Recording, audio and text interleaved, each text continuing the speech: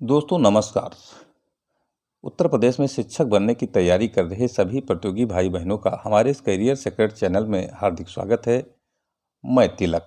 आज का वीडियो बहुत महत्वपूर्ण है, विशेषकर 72,825 शिक्षक भर्ती 2011 में जिन भाई बहनों ने आवेदन किया था उनके लिए, और इसी की एक सब कैटेगरी है 12,091 के योग्य अभ्यर्थियों का। इसके प्रकरण में भी वीडियो में आज हम बहुत ही महत्वपूर्ण जानकारी देंगे और मेन बिंदु 12,091 ही है।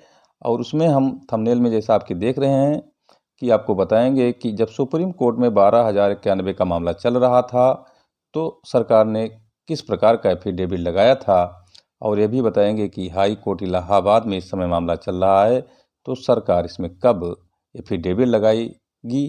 साथ ही में यह भी बताएंगे कि कैसे सुप्रीम कोर्ट से मामला हाई कोर्ट पहुंचा, और हम यह भी बताएंगे कि क्या मंजू शुक्ला सर की जो बेंच 36 नंबर कोर्ट पर चल रही है बदलेगी या नहीं बदलेगी, ताज़ा अपडेट से हम अवगत कराएंगे।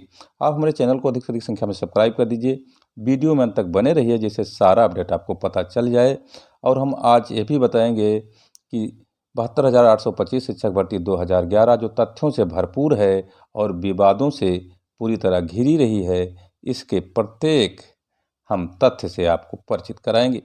सबसे पहले हम बताएंगे कि 72,825 शिक्षक भर्ती मायावती की सरकार के अंतिम दिनों में निकली थी और उसके बाद अखिलेश यादव की सरकार बन गई थी। टेट मेरिट पर यह भर्ती निकाली गई थी। अखिलेश यादव की सरकार बनते ही राजनीतिक द्वेषवश इस भर्ती को रद्द कर दिया गया और 72,825 न्यू एड निकाला गया। मामला सुप्रीम कोर्ट पहुंच गया।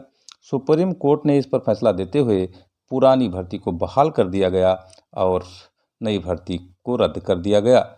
इस तरह मायावती की जो भर्ती थी उसे कोर्ट ने सही मान लिया और इसी के बाद मामला सुप्रीम कोर्ट के निर्देश पर शुरू हुआ और वहीं से भर्ती का प्रकरण शुरू हुआ, यानी सुप्रीम कोर्ट के निर्देश पर भर्ती शुरू हुई।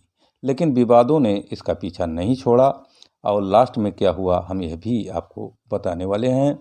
और टेट यानी यूपी टेट मेरिट पर नियुक्तियां शुरू हुई, काउंसलिंग के डेट आने लगे। साथ ही साथ समाचार पत्रों में उस समय यह भी निकलने लगा कि 60% वाले भी नहीं दूर हैं मास्टरी की नौकरी से। आज हम एक पिरामिड भी आज इस वीडियो में लेकर आए हैं।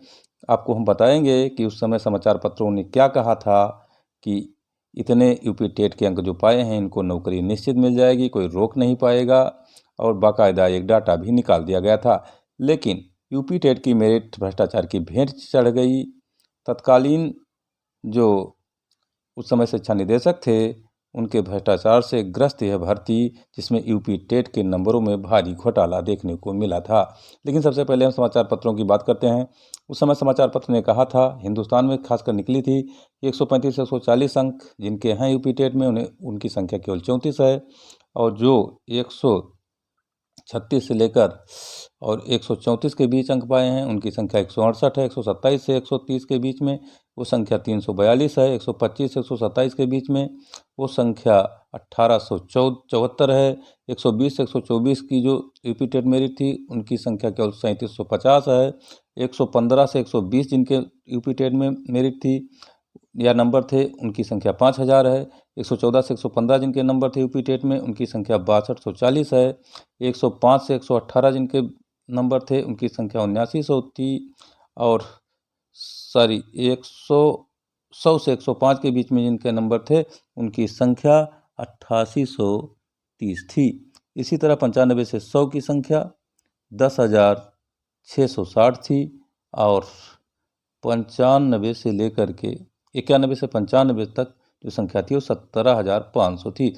इस तरह इन लोगों को जिनकी मेरिट लगभग 91 तक थी सबका सिलेक्शन समाचार पत्र ने मान लिया था। लेकिन इसके बाद में जो तत्कालीन शिक्षा निदेशक थे, बाद में जिनकी मृत्यु भी हो गई और वो जेल भी गए थे, उन्होंने पूरे यूपी टेट मेरिट को बदल डाला।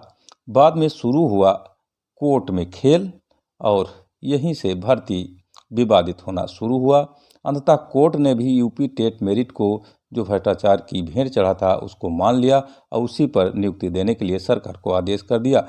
काउंसलिंग दर काउंसलिंग, जिले दर जिले लोगों को दौड़ने पड़े और कोर्ट में मामला चला गया। उस समय जब 54,000 पद भर गए थे तो सरकार से कोर्ट ने सूचना मांगी कि आप आगे की नियुक्ति क्यों नहीं कर रहे हैं, तो कोर्ट ने कहा कि हमारे पास योग्य शिक्षक नहीं है। उसके बाद उसने कहा कि प्रत्यावेदन निकाल करके और योग्य शिक्षकों का मामला आप तत्काल निपटाइए। 75,000 प्रत्यावेदन लिए गए, 12,091 उसमें योग्य पाए गए और जिलों के कट ऑफ से ऊपर पाए गए। लेकिन बाद में सरकार ने 12,091 को नौकरी नहीं दी, जबकि 6 सप्ताह के अंदर कोर्ट ने आदेश दिया था कि नौकरी को दे दीजिए। बाद में 2-3 विज्ञापन निकाले और उसमें कहा कोई छूटा हो तो उसको हम कर दें, लेकिन 12,091 की मेरिट में जो आ रहे थे उनको वो मेरिट में नहीं मान रहे थे। उसके बाद में हुआ क्या कि धीरे धीरे क्लोजर रिपोर्ट लगा दी और सुप्रीम कोर्ट में एक हलफनामा लगाया और उस हलफनामा में उन्होंने कहा कि हम इस समय इतनी भर्तियां कर लिए हैं और अब हमारे पास सीटें नहीं हैं। उन्होंने पैरा 25 में जो हलफनामा लगाया था उसका विवेचन हम इस वीडियो में करने वाले हैं कि पैरा 25 में उन्होंने क्या कहा। तो पैरा 25 में उन्होंने कहा, यानी सरकार ने कहा कि हमने लगभग इतनी नियुक्तियां कर ली हैं। कितनी नियुक्तियां? लगभग 66,000 नियुक्तियां कर ली हैं। हमारे पास अब केवल रिजर्व बेसन के पद हैं जिसमें अभ्यर्थी नहीं मिल रहे हैं। इस तरह से उन्होंने कहा कि 64,257 नियुक्तियां हमने कर ली हैं और साथ ही साथ उन्होंने यह भी कहा कि हमारी नियुक्ति की प्रक्रिया अब लगभग पूर्ण हो गई है। 66,000 और 655 पदों पर नियुक्ति का हवाला सुप्रीम कोर्ट में दे करके और क्लोजर रिपोर्ट सरकार ने लगा दिया, लेकिन अब भी उसमें लगभग 6,000 से अधिक पद खाली हैं और 12,091 के योग्य अभ्यर्थी जो थे जिन्हें जिले के कट ऑफ से उस समय ऊपर माना था, सरकार ने उसका जो है कोई मामला सरकार ने नहीं किया और रफा दफा कर दिया, उसकी नियुक्ति नहीं की गई। साथ ही साथ कहा गया कि हम इनके ऊपर के मेरिट वालों से सीटों को भर लिया है। तो मित्रों, 12,091 को योग्य शिक्षक माना गया और 12,091 सुप्रीम कोर्ट में लड़ता रहा। अंततः कई बार उनका मामला खारिज भी हुआ, लेकिन अनुच्छेद 32 के तहत जब सुप्रीम कोर्ट में याचिका दाखिल की गई तो सुप्रीम कोर्ट के जज नागरत्ना ने साफ साफ ऑर्डर किया, हाई कोर्ट को मामला ट्रांसफ़र कर दिया अनुच्छेद 32 के तहत परमादेश देकर कि अनुच्छेद 226 के तहत हाई कोर्ट में याचिका दायर की जाए और वहीं याचियों के ग्रीवांस का निर्धारण किया जाए। मामला चल रहा है, अगली तारीख 2 जनवरी को लगी हुई है।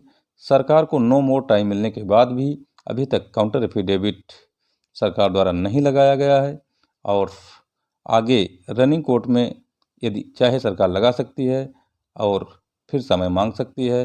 अगली तारीख 2 जनवरी को लगा हुआ है। जहां तक बेंच चेंज की मामला, अभी तक बेंच चेंज नहीं हुआ है। मंजीत शुक्ला सर की बेंच अभी चल रही है। अगर दिसंबर के लास्ट में या जनवरी के पहले दिन बेंच चेंज होती है तो दूसरा जज कोर्ट नंबर 36 पर बैठेगा। अभी फिलहाल मंजीत शुक्ला सर इस मामले को देख रहे हैं और सही दिशा में देख रहे हैं। हो सकता है याचियों को नियुक्ति मिल जाए। मित्रों, धन्यवाद।